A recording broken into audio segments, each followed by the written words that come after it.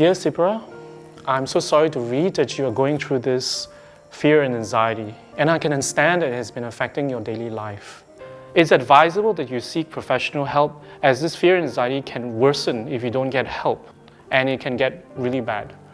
But coupled with this, and by no means an alternative, you can engage in the practice of Lama Tsongkhapa and Dorje Shukden. Lama Tsongkhapa's practice is very well known to calm your mind from depression, from fear, and from anxiety. So it will be very beneficial for your situation right now. When you're engaging in the practice, please concentrate and focus on the mantra of Lama Tsongkhapa. Focus on the sound. Dorje Shukden's practice, on the other hand, is very good for alleviating any obstacles that you may be facing that may be causing this. Dorje Shukden, on the other hand, is very powerful Dharma protective practice that is very good to overcome obstacles and especially to help you remove obstacles for getting assistance and help, medical and so forth. So I feel that the cause of this situation is very deeply rooted.